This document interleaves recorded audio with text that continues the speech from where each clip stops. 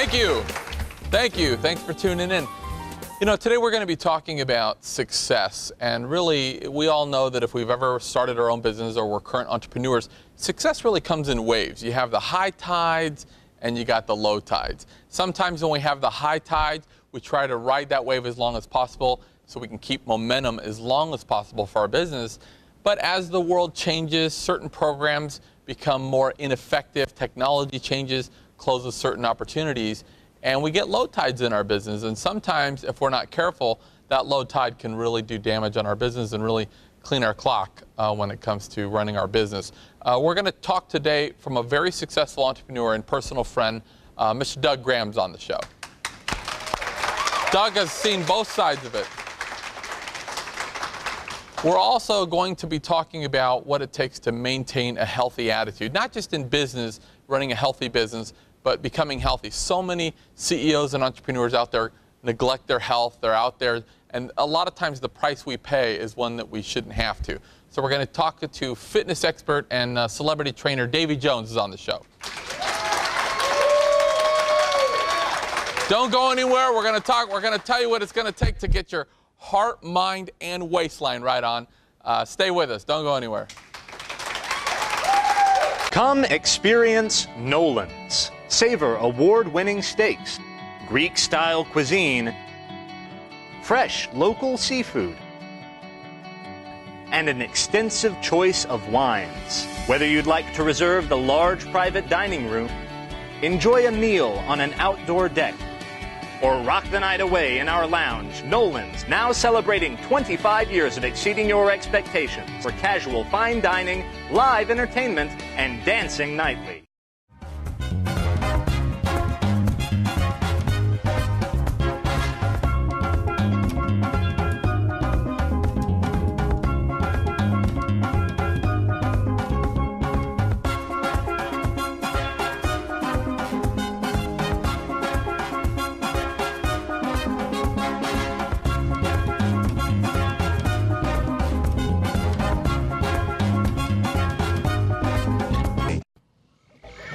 When visiting Gulf Shores, Alabama, make sure to visit the Gulf Coast Zoo, home of the little zoo that could from Animal Planet.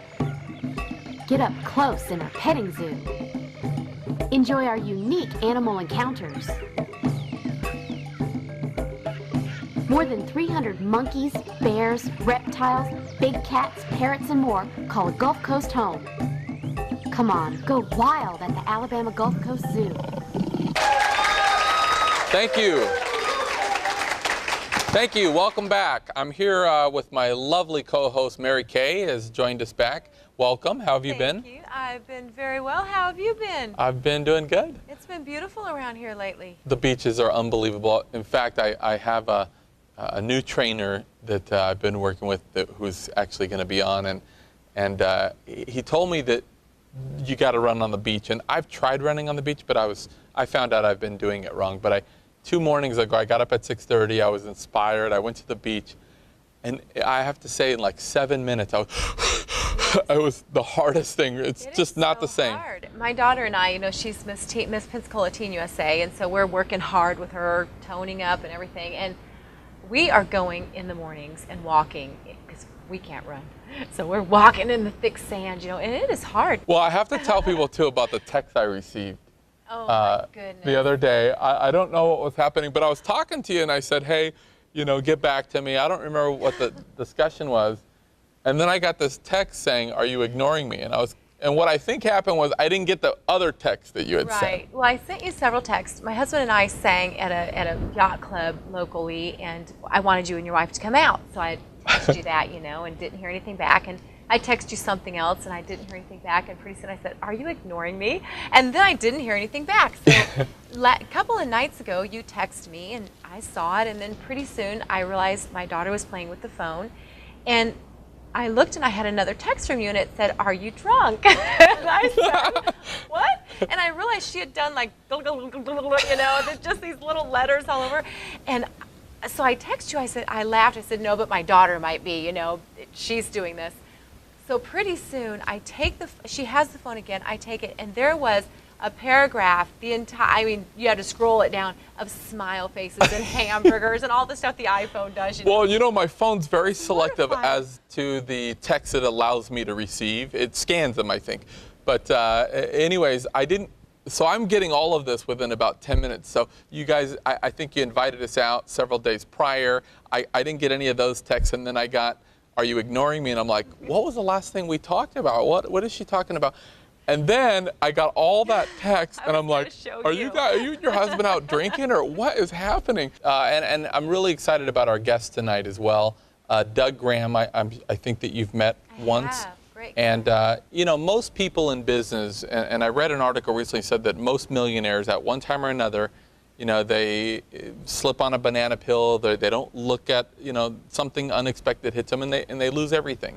And this other guy, he's been up, he's been down, he's back on the way up, but he's really had to overcome something that I think that most people have a hard time getting past, and that's having success and then losing it. It's almost worse than never having it, because once you know what you're missing, it's just very difficult. But amazing guy, I want to bring him out here. Doug Graham, give him a hand. Good to see you again. How you doing, Brent? Good to see you. You too. Now, Doug, I love this man right here. we had a very interesting conversation the other day on the phone, but I'm not going to tell them what it was about. But anyways, how have you been, my friend? I've been great. Hanging in there. You know? Yeah. Got a lot of stuff going right now. Real busy, but. You know, the reason I wanted to have you on the show, and we've talked about this, I know that throughout your life you've been pretty much an entrepreneur. And what are you, 39? Yeah, still 39. Jack Benny's age. Yeah, but I know you've been an entrepreneur for many years, and you've done some very successful things. I know at one point your net worth was into the millions, and you've done some things. But at the same time, you know, we talked on the opening about sometimes in business there's high tides, there's low tides, and like most, you hit a low tide where you weren't really expecting certain variables to happen, or maybe weren't paying attention to the signs and got hit. Tell us a little bit about it. Well, I'll start back from my childhood. My early childhood, I was dyslexic. I still am, of course. And a lot of teachers back when I was going to school, they didn't know nothing about dyslexia. And so, you know, I got a lot of negative stuff in school.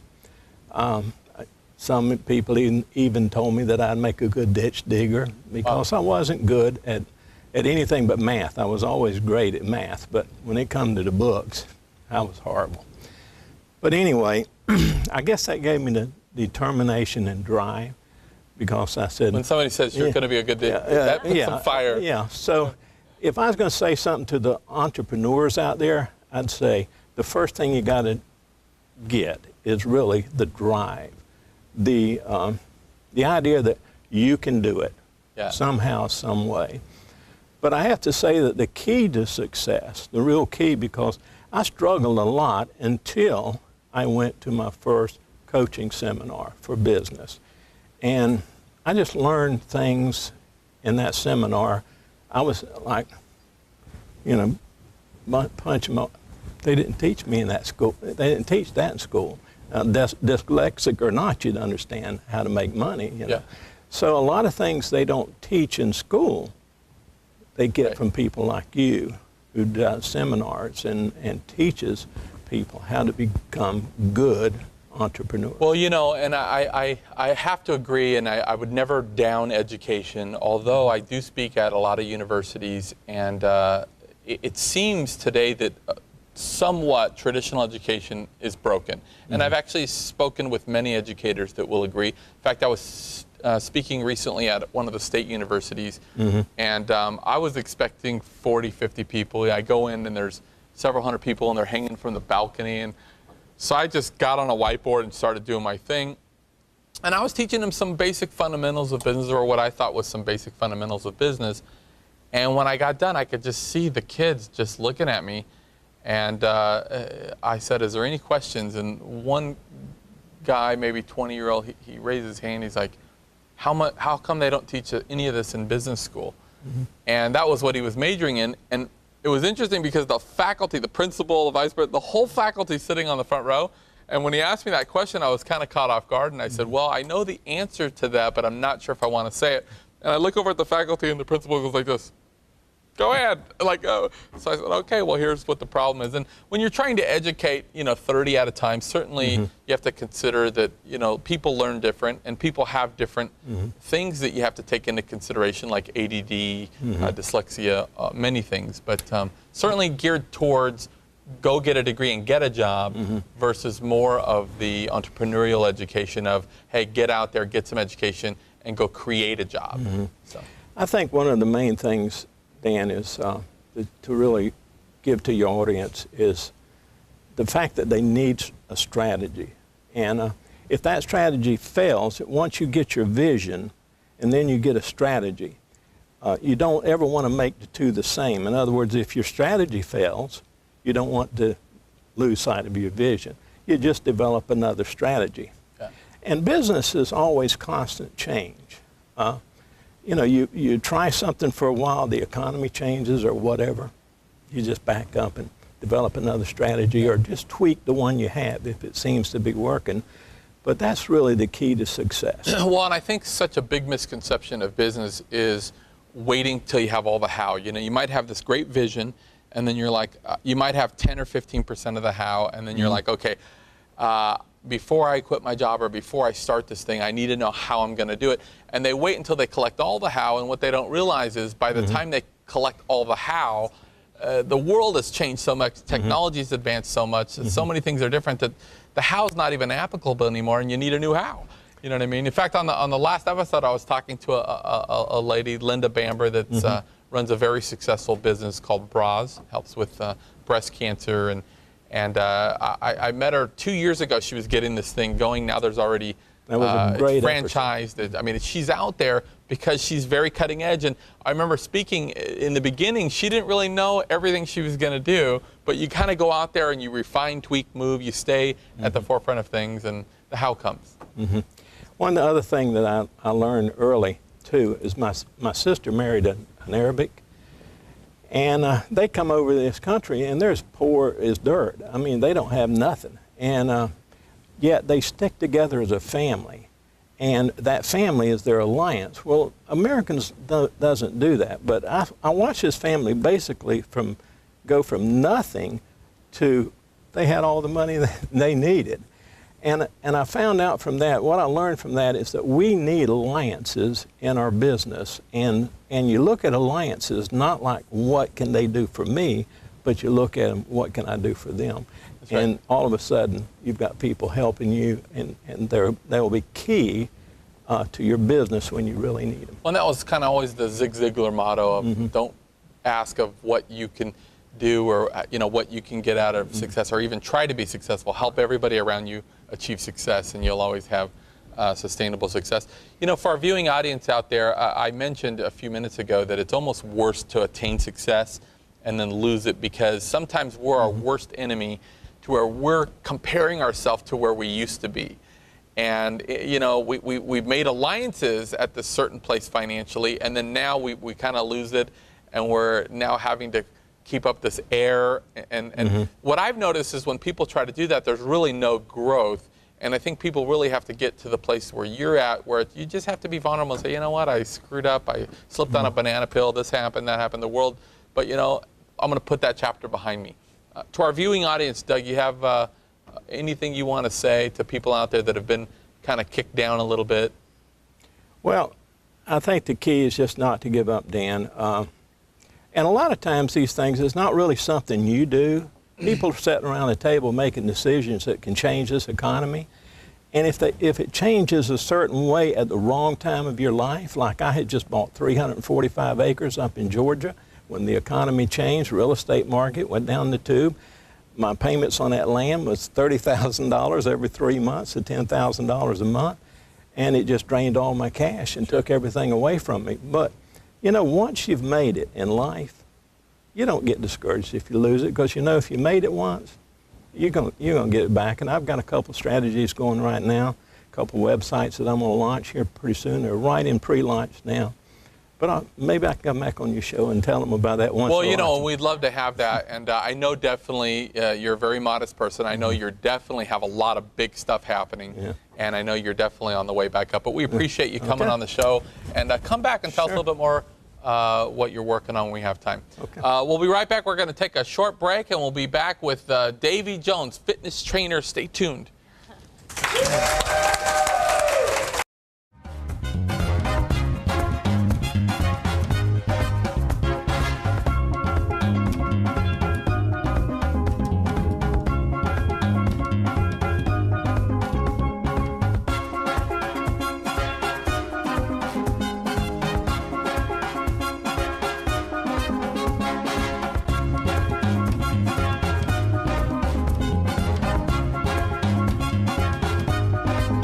Real estate today offers incredible opportunities, low prices, and extremely low interest rates.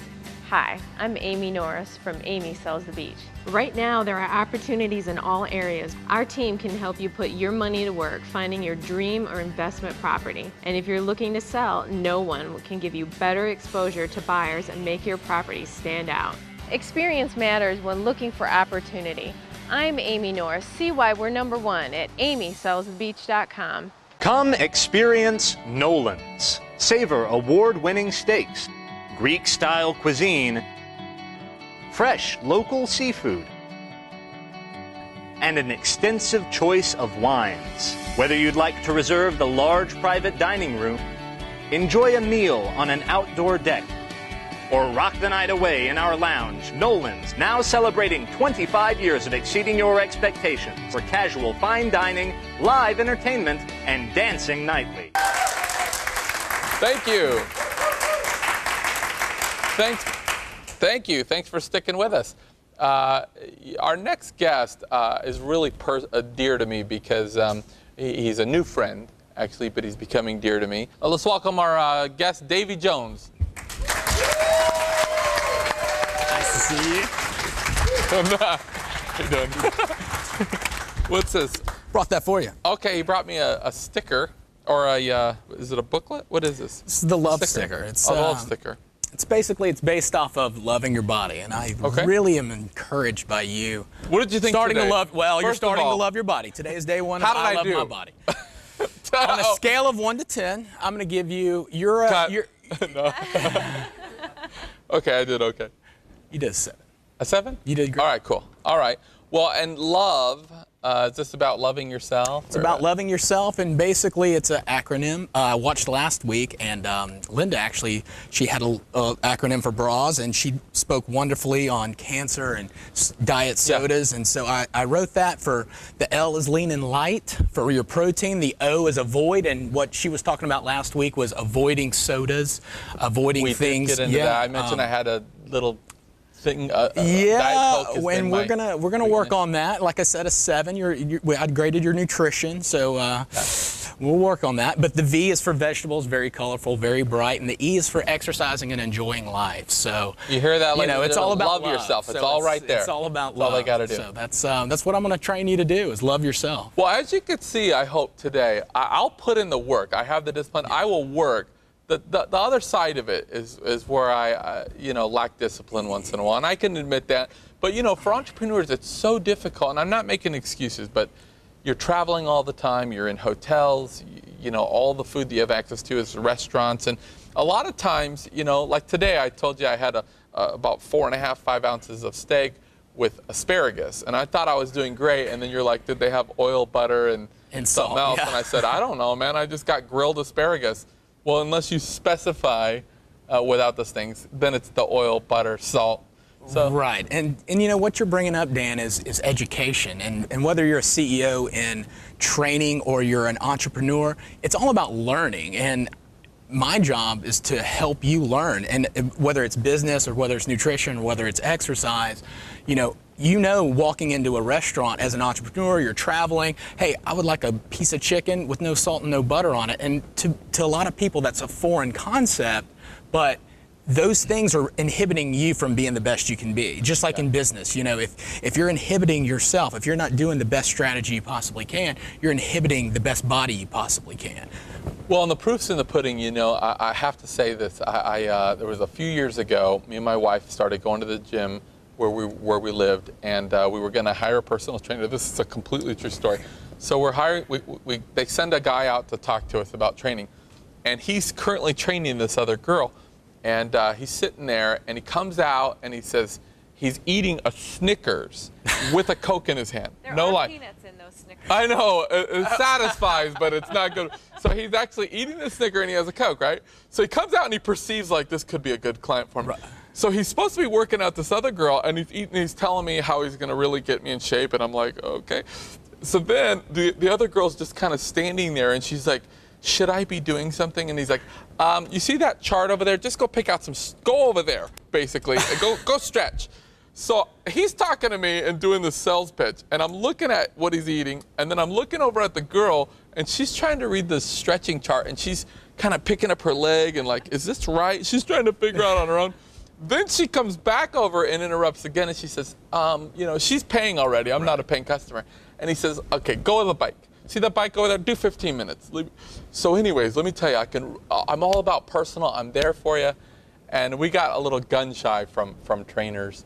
I said, you know, I'll do it myself. But, you know, my point is there's so much education out there of don't eat carbs, carbs are bad, or don't eat, you know, red meat, or you hear other crazy things of you can never have chocolate again, you can never eat sweets ever again. And I don't know if that's sustainable for most people. Well, a lot of that is misconception. You know, somebody says, I don't need to eat red meat. Well, you know, somebody may be iron deficient, you know, and they actually need the iron that's in red meat. My personal self, I am beta thalassemia, which basically means I have a very low iron count. I'm almost anemic. So red meat for me, actually once, maybe twice a month, people. Don't cut my red meat out. Right. It's actually, it's okay, you know, it's an okay thing. You know, and everybody's different. And you know, even in business, you know, everybody thinks just a little bit differently, and everybody's body reacts just a little bit differently to what you put into it. And it really goes to being superfood. And if I can educate people on what a superfood is, superfood makes you feel super. Bad food makes you feel bad, period. Yeah. That's it. So do you want to feel super, and you want to do super business, and you want to be a super person? Eat super food. It's what it boils down to. Well, and I know that when we talked, we had a little sit down last week, and I appreciate you working me in because I know that you work out with a lot of people. You're very busy, and you've worked with a lot of other like celebrity types, like professional athletes and people that are much more fit than me. But when we were talking, you said something that really resonated with me because I've always been a little bit hypoglycemic, and if I don't eat enough protein, or at least what I thought, eat enough protein, I can crash. And then once that happens, I'm useless for 3 to 4 hours. And you said basically the entire thing is a balancing act for your blood sugar. Absolutely. Like you just mentioned before, like, oh, I don't want to eat bad carbs, you know, that's the misconception, and that's the education. The moment you eat a carbohydrate, whether it be fruit or vegetables or starches and those, you know, potatoes or just sugar, it does something to your insulin. It goes into your body, and your body produces a reaction out of that. Basically, it alters your hormones. So if you'll think of food as a drug, just like any other drug, it alters your hormones. There's better carbohydrates to choose to balance your insulin. When we talk about balance, we talk about eating a lean protein that's going to block the absorption of glucose in your body. Well, everything turns into glucose. You put fruit into your body, turns into glucose. Sugar is straight glucose. Low glycemic means vegetables. So I would tell people, like, hey, let's have a lean protein, let's have a good healthy vegetable, let's have a good healthy fruit, which are both vegetables and fruit are both carbohydrates, and let's have a good fat, like a nut, like an almond, a walnut. And what that does is the protein and the fat actually balance or block the absorption of the glucose, or so your insulin spike doesn't just shoot through the roof. Basically, your whole life is insulin balance. If you can balance your insulin, your weight is going to maintain. The moment let's just say you eat a banana without anything. You just eat a banana. Whew, up goes your insulin. Woo! And you think you're being healthy. And you think you're being healthy, and then 6 minutes later, your insulin drops, and then you're like, oh gosh, oh man, what am I doing? And I got to eat again. And carbohydrates, and basically you're just on this roller coaster. So think about this. So roller coasters are fun, but they're scary. I want you to be on the smooth beach walk, baby. I don't like to be smooth. Well, and I know, too, you're speaking from experience. I know that you actually said at one time you were heavy. Oh, I was big. It's hard to believe. I was, I was big. Okay. And I'm only 5'8", and 235 pounds on a 5'8". That's about what I weigh, 6'2". Yeah, so you were my weight, yeah, 5'8". Right. Yeah, That's you could you. roll me down the beach road. It was okay, but you know, I really I woke up on my birthday of November 26th. I was 22 years old, and I was pre-diabetic. I was hypertensive. I mean, you name it, I had it. I mean, I drank Coke. I did it all. I ate fast food, and I woke up. I had watched Seinfeld the night before, and I was like, George Costanza said something to me that made total sense. He said, "I'm going to do whatever it is, the exact opposite." And I woke up the next morning, and I called my mom. I said, "My mom, she's a registered dietitian." I said, "Mom, Order the what tuna fish, I'm ordering right. I was like, "Mom, what do I need to do to lose weight?" And she said, "Son," she goes, "wake up in the morning, have egg whites and a piece of fruit, and then go to Subway right after that and buy a foot-long turkey sub, lettuce, tomatoes, onions, pickles, mustard, no cheese, no oil, Yeah. no mayonnaise, no diet soda, just water." And she said, "cut it into 4. So take the 6-inch. frequently. Yeah. So say take the 6-inch, half it. Take the other 6-inch, half it. Eat one of those 3 inches every 3 hours." I did this for roughly 16 to 18 weeks exactly. I lost 55 pounds and 175 pounds on March 15th. I was at spring break. I felt pretty good about myself, and I always tell people that I was Jared before Jared was actually Jared, because Subway was right across the street from campus. Right. So, Well, you know, and I worked with Jared at one time doing a show, and he don't look like you. He does well, but he don't look like you. So well, thank you, I know what you do works, and it's very important for the entrepreneur out there to stay fit, mentally, physically, and you know, it's very important to sustain success for their family, their business. So we appreciate you having being on the show. And what I would like to do is have a reoccurring segment, maybe on a regular basis, come out, give us 3-minute tips of what we can do, nutrition-wise, fitness. Would you mind I think that'd be a great idea. I'd love to help the community. Appreciate you coming out. I know you're a very busy guy, but stick with me. I promise I'll put in the work.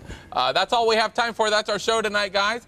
And I want to say thank you to also the lovely Mary Kay for co-hosting, and also entrepreneur Doug Graham. And remember to get involved in your local community and be forgiving of others. Good night, everybody.